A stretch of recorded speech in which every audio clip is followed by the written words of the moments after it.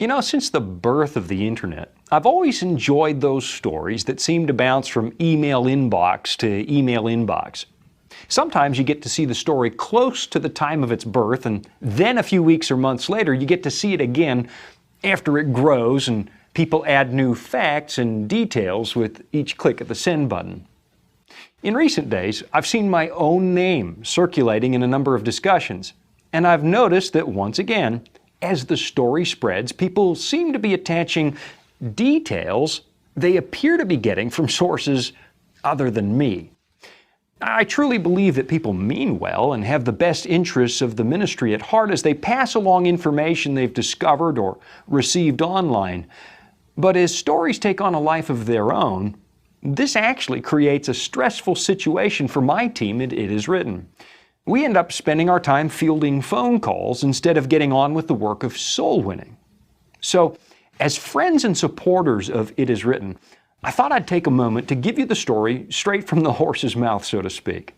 You can feel perfectly free to disregard any other communication you may have received and consider this to be your authoritative source. And if you share what I'm saying with someone, please share it in its entirety. Just share it in this format without editing or adding. You know, to listen to some people, you'd think that I was either dead or dying. Some people, motivated by kindness, have started sending me all kinds of miracle cures for diseases I didn't even know I had. Now, here are the facts. I am not dead, and that's a fact of which I'm quite certain. And I'm not dying either, at least not any faster than any other sinner who's waiting for Jesus to come. In fact, as I'm recording this, I reported to work this morning, and I was at work yesterday, and I'm right here in the office plugging away at my duties. Now to the facts. Am I struggling with my health? Well, there's no question about that. That part of the story is absolutely true. In recent months, I've faced some particularly difficult challenges. Challenges that have made it hard for me to stay on top of my rather broad duties as the speaker-director of It Is Written. Now, fortunately, I have one of the finest teams on the planet working here at the ministry, and we have never skipped a beat, and we never will. As time has moved along, and after many consultations with some of the best doctors in the country, it's become evident to me that I'm going to have to lay aside my responsibilities as speaker-director and take the time I need to recover. So that's exactly what I'm going to do. And I've been assured that the prognosis for a long and full life for me is pretty good. So what does this mean, though, for the plans and the dreams of It Is Written? Well, frankly, it doesn't change much. We're still pushing forward, and we will continue to be the front-edge evangelistic ministry you've come to love. Our plans are large and our vision is clear. That's because It Is Written's never been a one-man show.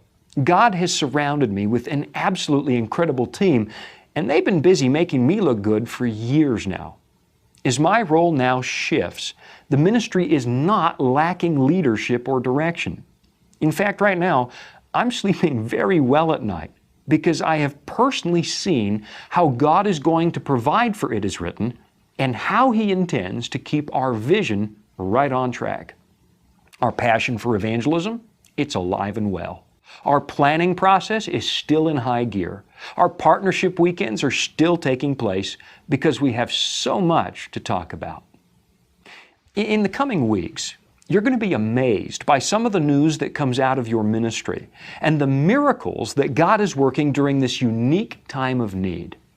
I deeply appreciate your prayers and your support for this ministry, a ministry that's going to continue to shine as brightly for Jesus as it ever has, right until the day that we see Christ come.